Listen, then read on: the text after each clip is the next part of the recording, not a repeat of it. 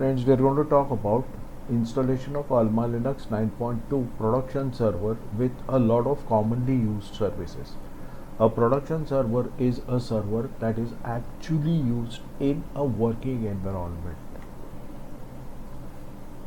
There are a lot of Linux flavors. As we are aware, there are many flavors of Linux. Fedora, Ubuntu, Debian, SUSE, Mint, Puppy Linux, Arch Linux, and many more. Now, why are there so many flavors of Linux? People like different looks, need slightly different functionality. They need to run some specific applications. Not all applications are expected to run in all the environments. Some applications, some flavors are created to run in the specific environments.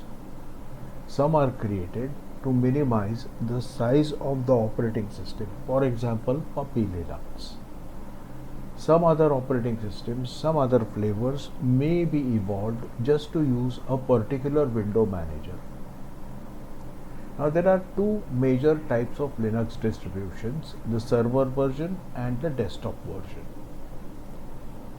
Well, the desktop versions, all the different flavors that we have listed earlier are desktop versions, and there are many more. They are typically characterized by the latest kernels, the latest applications that may not be fully tested before release.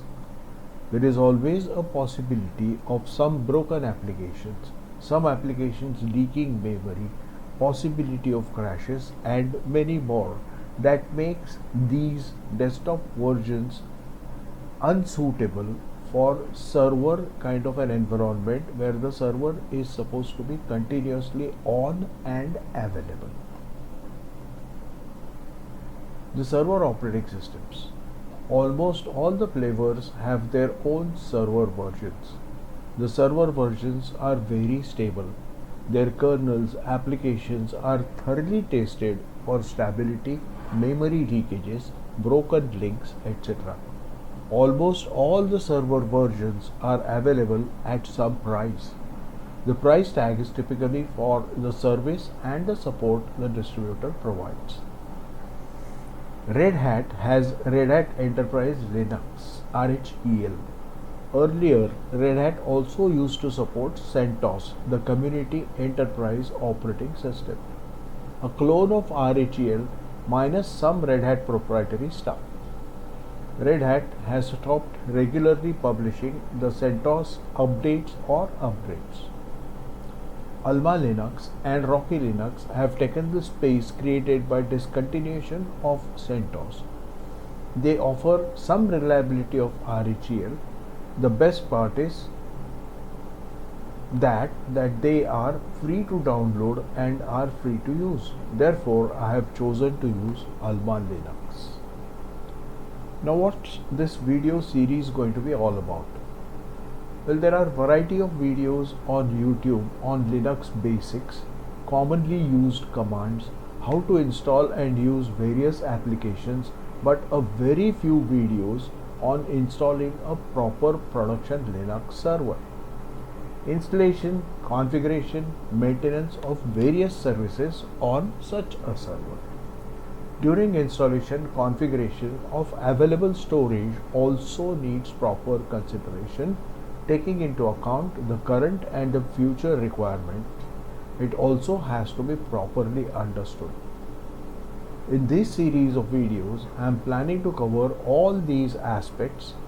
I am sure that the videos will be simple enough to understand, and with some practice, you too shall become experts in installing and maintaining a production Linux server.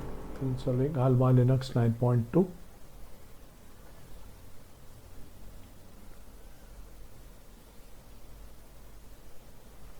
It has started booting.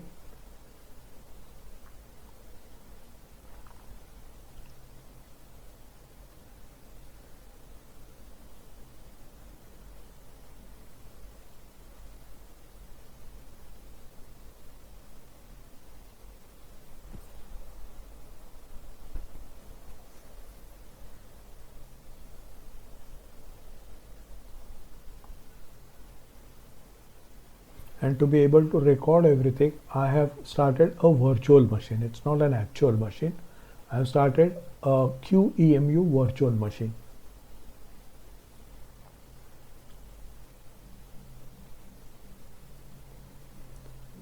Okay, we have to select language. We'll select English, United States, because that's a very commonly used language in our country.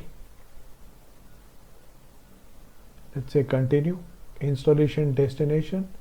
We have got automatic partitioning selected, but we can also create a custom partitioning, and we can say done. So a custom partitioning will be selected. We want to have LVM partitions, very correct.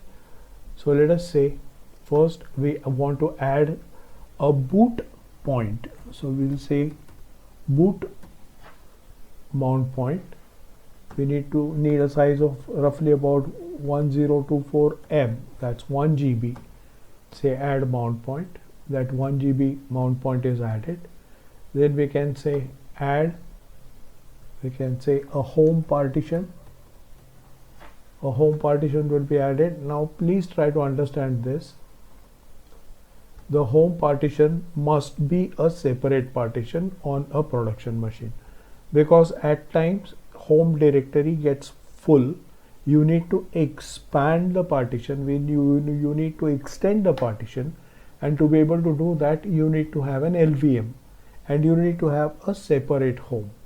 So I'm going to create a capacity of something like let's say 8 GB for the home mount point, and I'm going to have this as an LVM installed, and XFS is the file system, that's extended file system, and I'll label it as home. Please understand this, you need to have a completely different partition for home, a different mount point. Then let's call the root partition, that's the basic partition. We need root partition, and we'll select a size of 10 GB. Say add mount point, again it's an LVM, it is XFS, and now 1016, a million bits is left. So let's try to add this as a swap space. Actually the swap space should be 2 times the memory that you have allocated, or if the memory that the machine has is 4 GB, less than 4 GB, twice the memory, up to 4 GB and more, 4 GB and more, you need to have a swap partition of memory plus 2 GB. So don't make it too big a partition, otherwise your system will start thrashing, and I think you know what thrashing is. We'll say done. So the partitioning is done. We'll say accept changes, and that's it. So the installation is done. Now let's select what software we want to have. I would prefer having a workstation with all the server capabilities. So we will say, okay, let's say a server with GUI. We'll say we want a file and storage server, we want an FTP server, we want to have guest agents, we need to have a mail server, we need to have a NFS client, we need to have network servers, we need to have let's say remote desktop clients, we need to have remote management of Linux, we need to have a Windows file server which will be Samba file server, and then we will need to have a virtualization client, that's what is required in many cases, and then maybe development tools, we need to have development of C, C++ and Java and so on. We need to have .NET tools, graphical administration tools, RPM development, वगैरह, that's all, that's not required right now. And let's have the system tools. So we have decided to install a server with GUI. So let's say this is done. Then we'll say kdump. We don't want kdump to be enabled because we don't have that much of memory with us. So let's say we don't want to have kdump. Then security profile, we will not also go into the security profile. We don't want to apply this security profile. So we'll say it is done. Then we will say root password. We'll say it is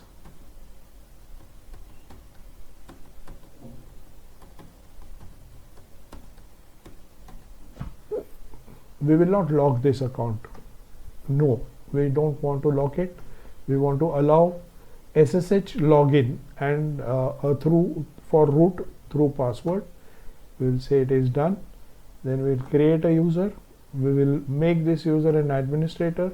We'll give the username test1. You can give an appropriate username that you like.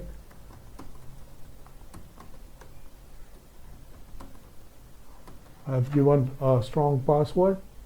Say done. And then finally now we are ready to install the system. So the system will get installed now. Let's wait for something like 40-45 minutes. Maybe we have a cup of tea and then come back. So for now, let's wait, and when the system comes to a completion, almost comes to a completion, we will try and do something about this.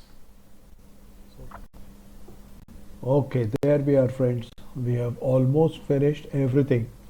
All the softwares are installed. Now we are going to reboot the system.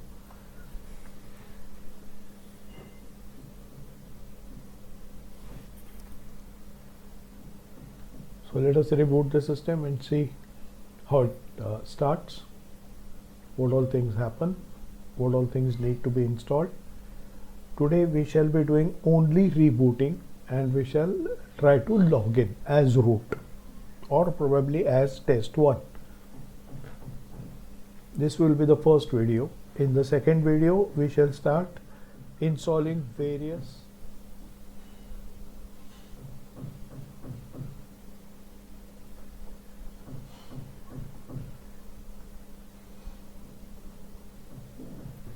So there it is, system has rebooted.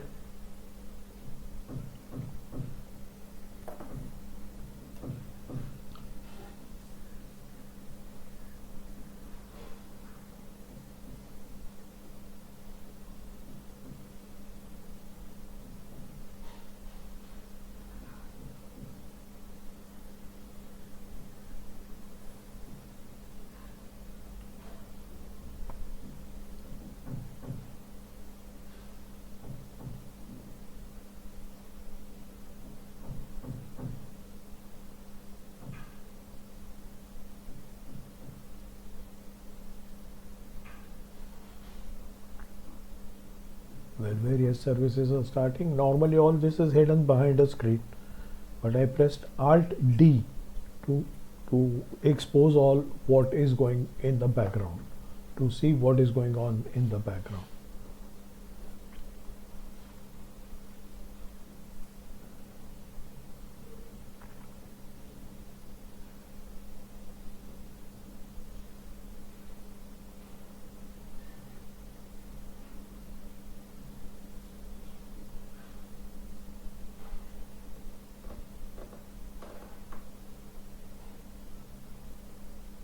Well, yes, the system has booted. I'll log in as test1. You will not see root login by default.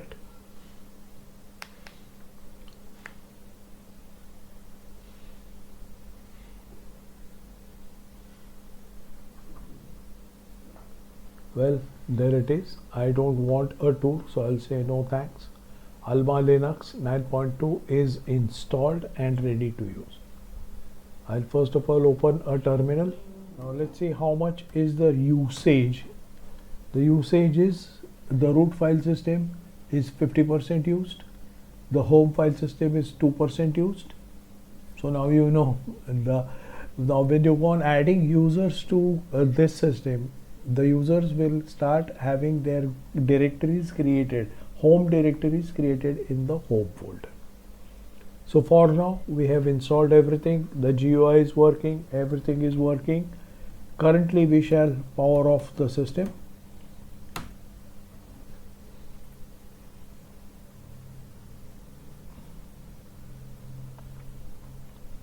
There it is.